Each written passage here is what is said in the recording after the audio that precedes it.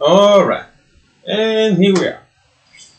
So, to continue on how to become a business consulting freelancer, looking at the course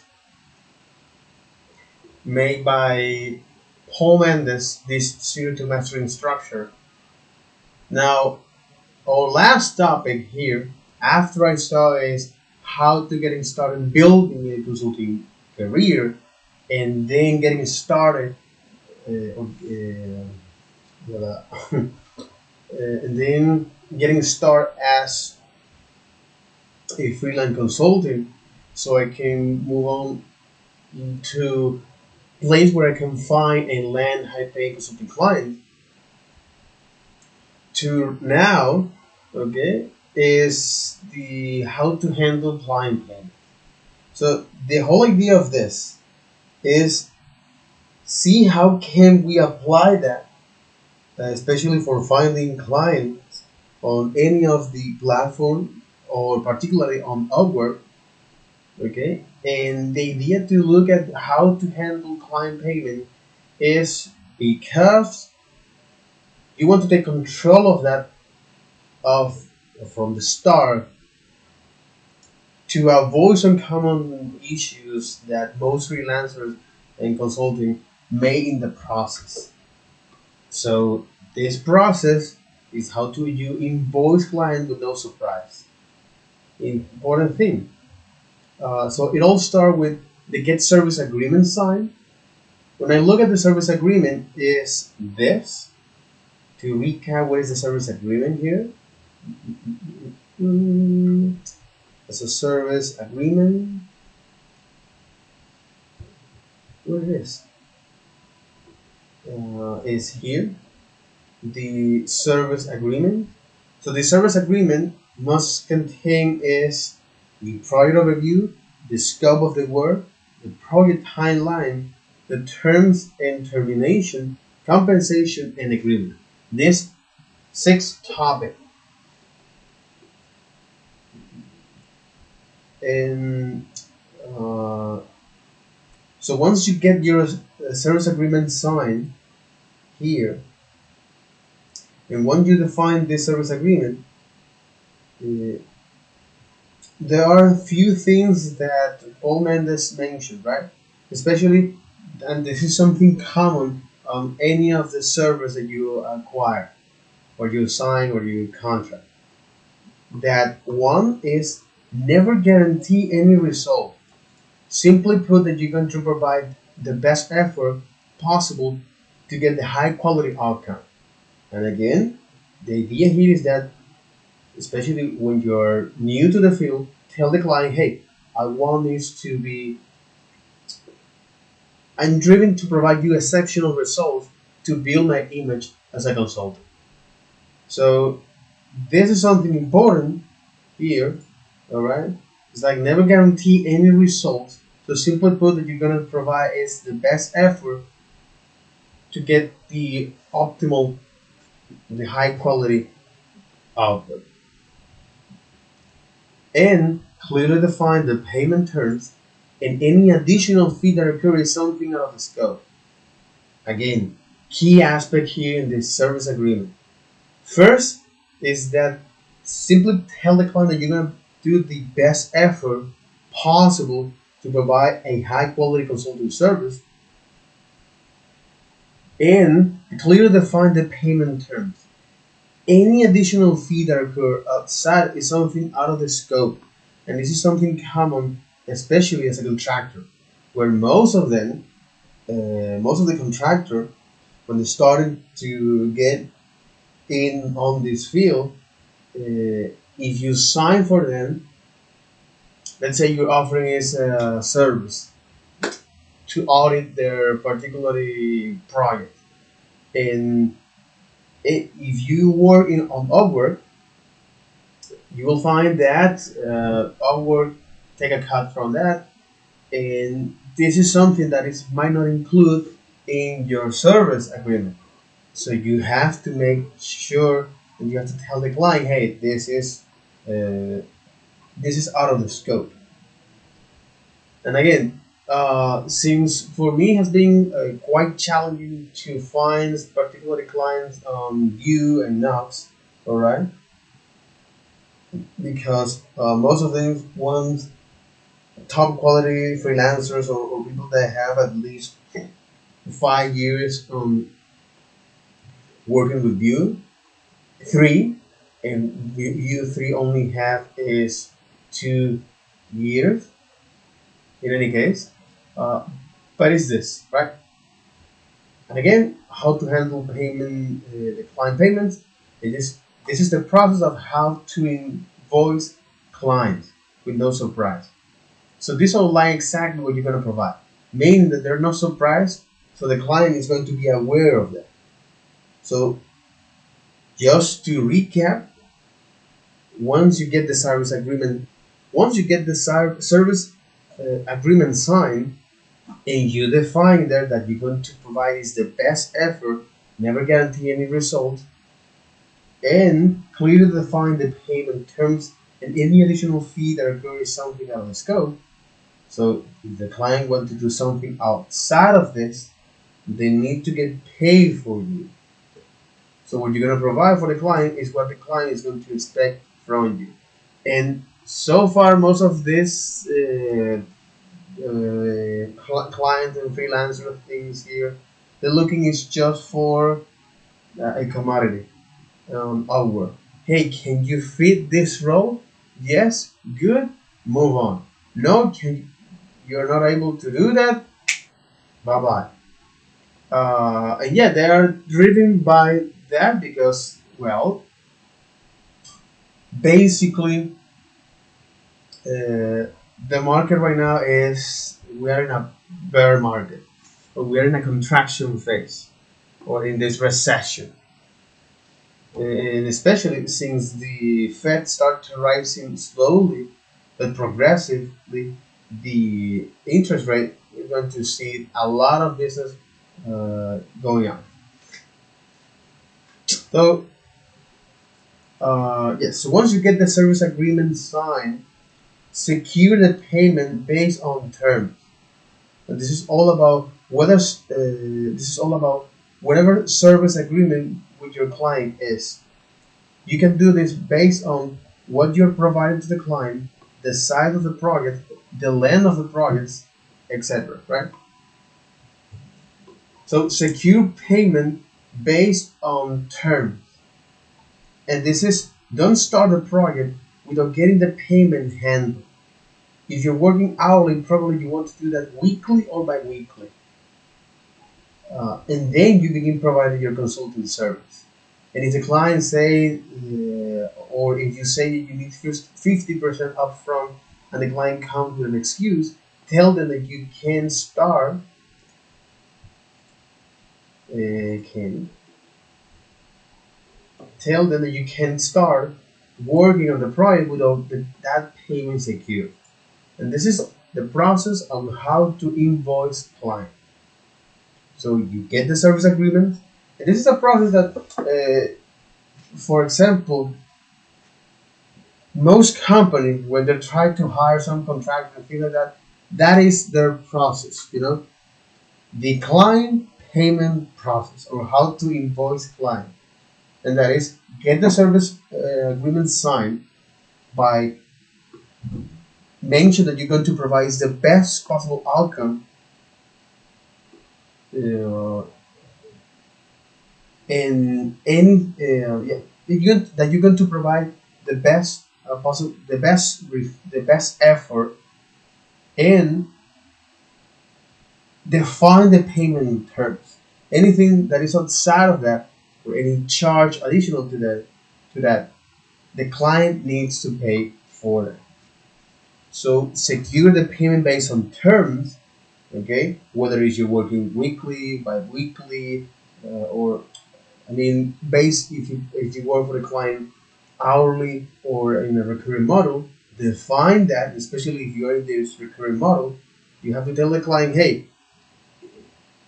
if you need me to start working on your projects, it's required that you at least give me a 50% upfront.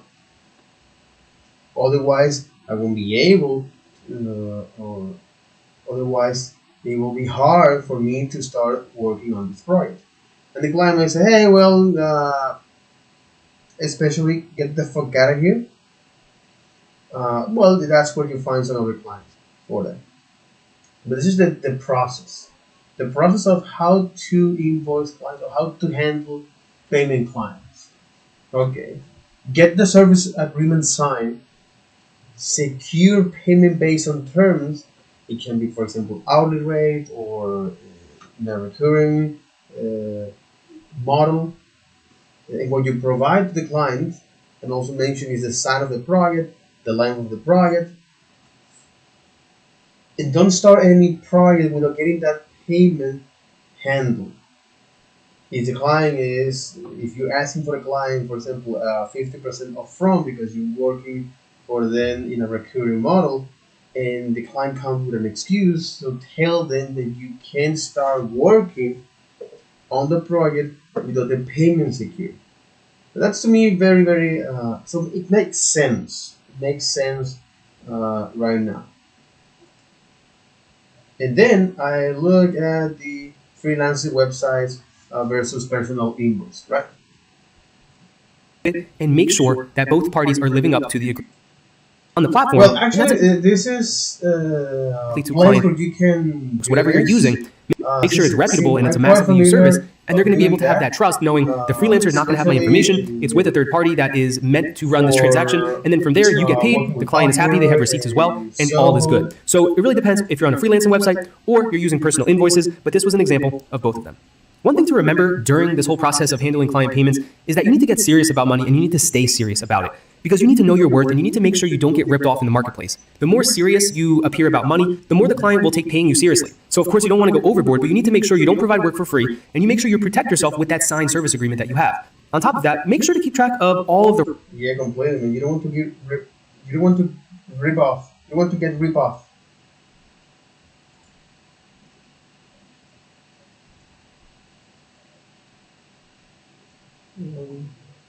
To get ripped off by the market. So get serious about money.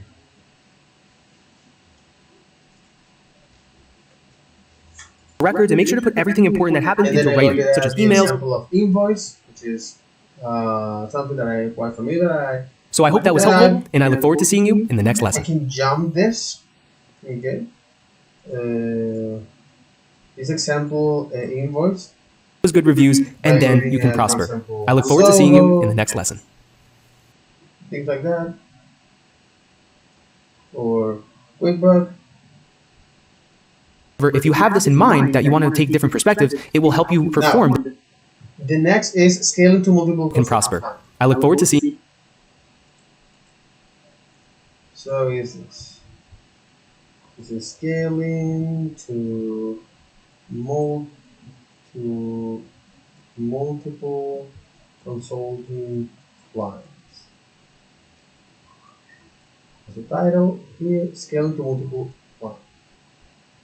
Oops, we're going to close this. The next step that you want to take on your consulting journey, once you've landed some initial clients, you know how to send service agreements out, you know how to secure payments, and you're starting to have some progress, you have the next step that you want to take on your consulting journey, once you've landed some initial clients, you know how to send service agreements out. Okay. So the next step here, once you get the service agreement signed. The next step that you want to take on your consulting journey, once you've landed some initial clients. Okay, so the next step, once you landed your consulting clients, exactly.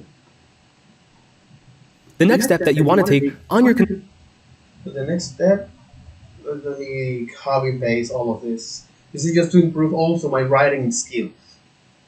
So the next step you want to take is consulting journey. Once you, the next step that you want to take on your consulting journey. Exactly. The next step you want to take on your, the next step you want to take on your consulting journey.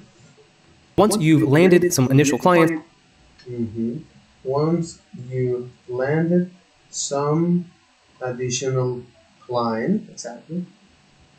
you know how to send service agreements out, you know Exactly. You know how to send service agreement.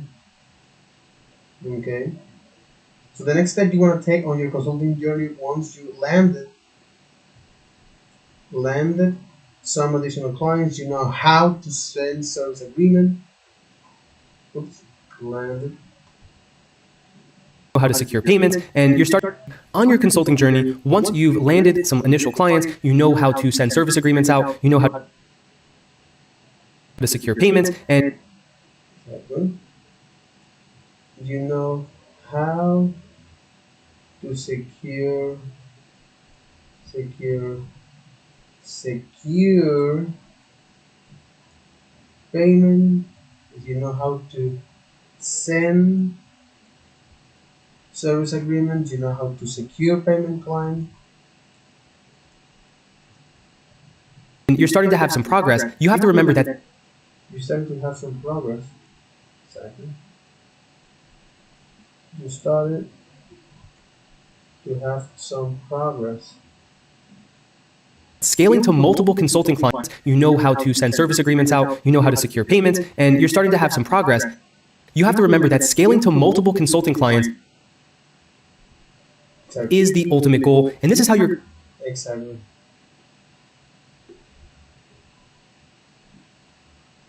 you know how to secure payments, and you're starting to have some progress. You have to remember that scaling to multiple consulting clients You have to remember. You have to remember that scale to multiple clients is the ultimate goal. is the ultimate goal of all of this. Okay? So the next step you want to take on your consulting journey, once you landed some additional clients, you know how to send service agreements and you know how to secure payment clients. You started to have some progress. You have to remember that scale to multiple client is the ultimate goal. And this is how you're going to actually grow your business, and you're going to be able to turn it into a steady stream of income. Mhm. This is how you grow your business. Because once you start consulting clients is the ultimate goal, and this is how you're going to actually grow your business, and you're going to be able to turn it into a steady stream of income. Mhm. And you will turn it into a steady flow of income. Because once you start to have multiple clients paying you in multiple different companies and multiple different industries, let's say, that is going to help you diversify your revenue, and you're also going to be able to have multiple streams of income. So let's say you do end up project in companies in multiple different industries, let's say, that because once you start to have multiple clients paying you Yes, I will. Well, because once you have in multiple different, you're going to actually grow your business, and you're going to be able to turn it into a steady stream of income. Because once you start to have multiple clients paying you, because once you have multiple clients to pay you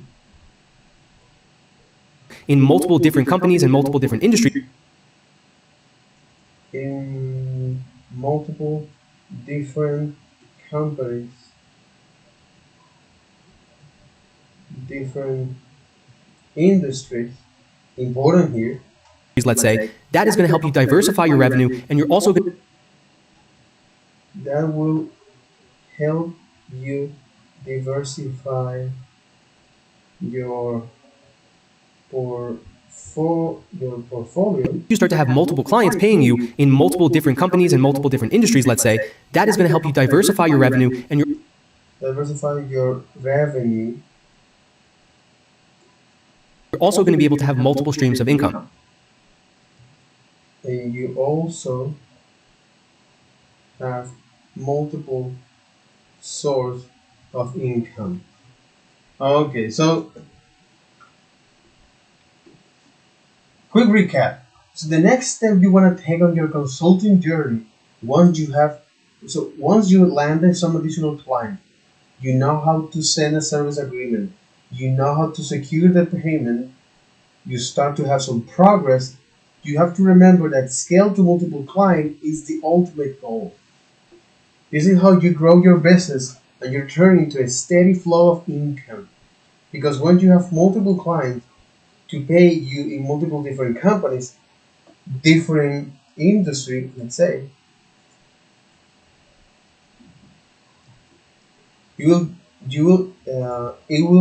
that will help you to diversify your revenue, and you also have multiple sources of incomes, in plural, of income. Makes completely sense. This 40 seconds, it was an overview of the entire model of how to find and land high-paying client. So let's say you do end a project with a client, you have others to fall back on, and then you know exactly how to go out there and get another client based on how much time that you have available. One of the keys to scaling to multiple consulting clients is simple. It's really just about delivering the top quality work to every single client that you get.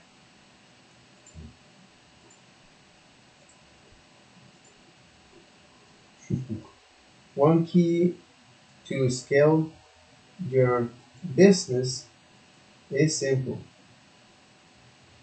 Delivering a top quality. This is too naive. Delivering one key to scale your business is simple. Delivering a top quality product. Remember that your reputation is everything. Delivering a top quality product. Remember that your reputation is everything.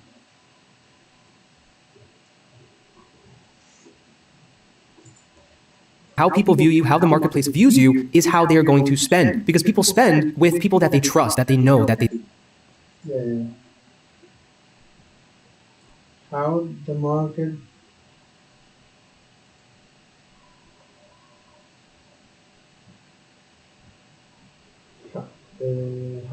see you. Yeah, so people spend on things that they trust.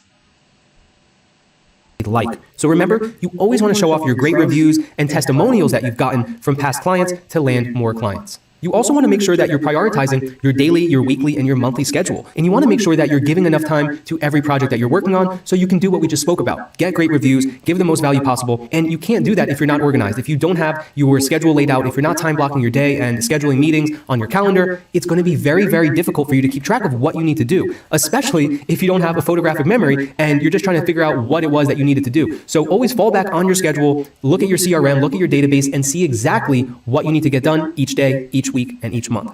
Also, remember that referrals are the key to growth because you can go through the freelance process over and over again, and you should, but one of the best things to capitalize on is all of the fruits of your labor. So once you actually get a client, you give them great service, they like you as a consultant, you need to really capitalize on that. And first, once you deliver that great work, you know that it's a good client for you and they probably have other people that they can also refer you to. That's when you want to harness the power of them and just ask for it up front. Let the client know that word of mouth is a huge part of how you are growing your consulting business, and that is the best compliment that they can give you, is referring you to a couple of their colleagues, their friends, or even their family members who may need your help. And being a consultant, I've had this happen many, many times, and it's actually the best type of client you can get is a referral because it takes out a lot of that initial process, especially if the client is giving you their word that this is going to be a good project for you. Because now you can still qualify the client, but you don't have to spend as much time doing it. And on top of that, the same goes for you. The client is already being referred to you, so that way they know that you are trustworthy and that you can actually provide good services. As we mentioned, make sure to keep track of everything in your customer relationship manager, your CRM, and you must take every relationship you have with a client or a potential client seriously. Remember to log everything you're doing. This is going to help you scale because if you're not doing this and you're really not giving your all to every relationship you've built, it's going to make it really hard for you to scale. But if you're keeping track of every lead that comes in, you have reminders to ask your clients for referrals set up in your CRM, you're tracking if they're opening your emails or not, all of that is going to help you scale to multiple clients. And lastly, remember, if you're having any trouble and you're feeling discouraged in this process, remember that it's just a numbers game and you always need to keep new leads coming in so you can keep generating business for yourself. It's all about getting leads in the front door, qualifying them, getting the best ones to do business with. If you struggle, remember that it's all about getting leads, as they call it. It's all about getting leads. You, and from there, that is how you're going to earn money. So don't forget to repeat this process over and over again. You need to repeat the sales cycle, keep it going, get the leads in, show them value, get those proposals out, get those good reviews, and then you can prosper. I look forward to seeing you in the next lesson.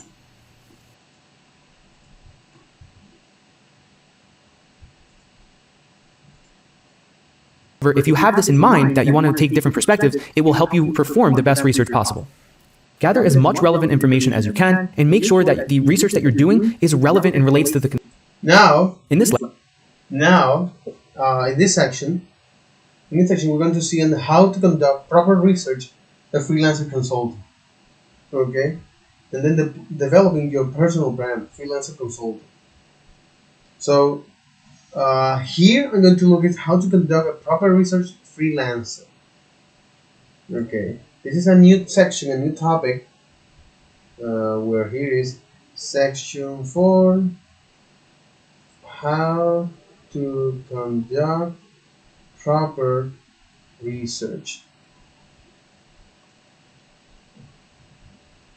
Okay, how to conduct proper research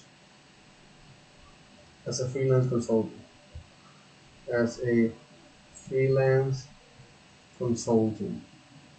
Lesson, we will be going over how to conduct proper research.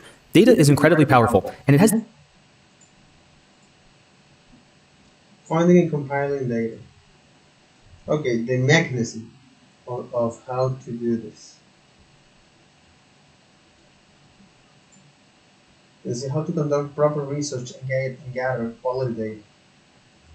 How to conduct a research, how to conduct proper research, how to conduct proper research and gather quality data.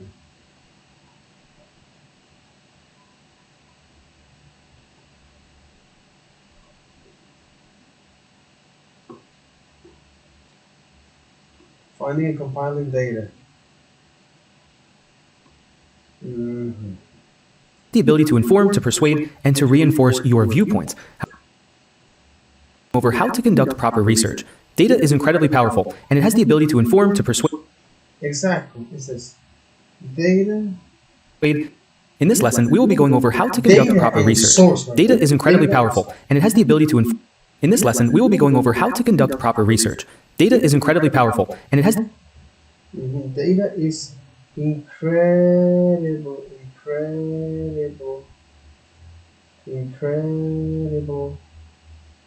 power. The ability to inform, to persuade, and to reinforce your view. And has the ability to inform, persuade, or reform. And we will be going over how to conduct proper research. Data is incredibly powerful, and it has the ability to inform, to persuade, and you have the ability to inform, to persuade, and reinforce. To reinforce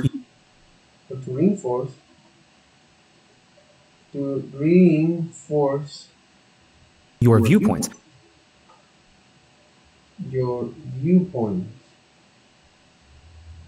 However, it can also be misleading. So in this lesson... However, it can also be misleading. Lesson, we're going to be getting into how to conduct proper research and gather the best data. When you're... So how to conduct proper research and gather quality data.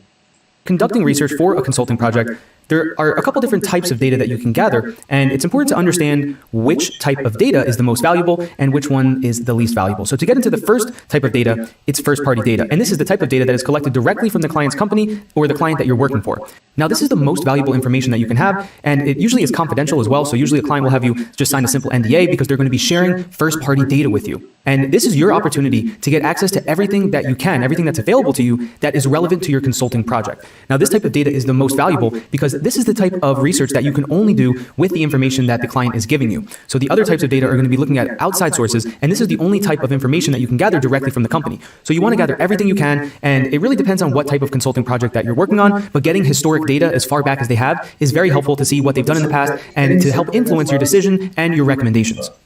The next type of data is secondary party data, and this is the type of data that's collected through different trusted sources. Now, this can be either free or it can be paid information, but it is very beneficial because it is from a credible source. So a credible source is someone who is not anonymous, they have a track record of reporting accurate data, accurate research reports, it's peer-reviewed, and things like that. So the second party data is where you want to go after you've gathered all of the first party data that you can, and then you're going to start to keep two separate set of notes, one with the first party data, one with the second party data, and then we'll move on to the next party of data.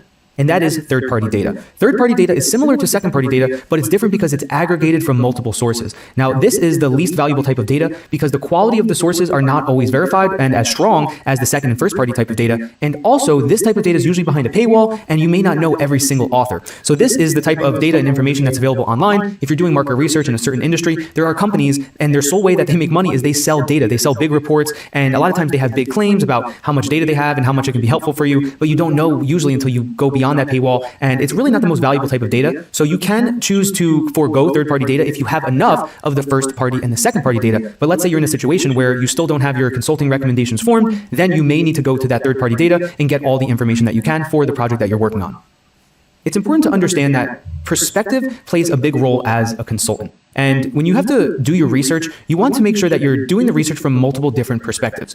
So what I mean by that is it's important to take a variety of different viewpoints to the problem that you're trying to solve. Whether that be in a specific industry or a specific geographic region, you want to always review your research and look at it from the perspective of the client that you're working with as well as the end customer. So every time you're solving a problem, people are going to view it differently, especially if you're working with multiple clients and they have multiple team members on the team. They're all going to have different things that they are really looking for, and they're all going to measure success a little bit differently. So it's important to look at different metrics and to make sure you're not just looking at it from one perspective, but you're gathering your research from a bunch of different perspectives, and you're always playing devil's advocate with yourself. It's not always going to be black and white, nothing ever is. However, if you have this in mind that you want to take different perspectives, it will help you perform the best research possible. Gather as much relevant information as you can, and make sure that the research that you're doing is relevant and relates to the consulting problem that you're working on solving. Sometimes you can go down the rabbit hole and start to not get as targeted as you really should be with your research, but always keep notes out to exactly what you're trying to get information on, and make sure that you're keeping notes on everything. When you're keeping your notes, keep records of every source that you obtain. You want to make sure that you know where everything came from. This is going to be important down the line when we talk about creating a report and a presentation, but it's also going to be helpful for you to have this in an organized format. So this is everything from the source that you're pulling from, the author of that source, whether it's a specific author or it's a brand or it's a publishing agency, and also the specific URLs, the website domain names, so you can revisit them later and you can also include them in your report to the client.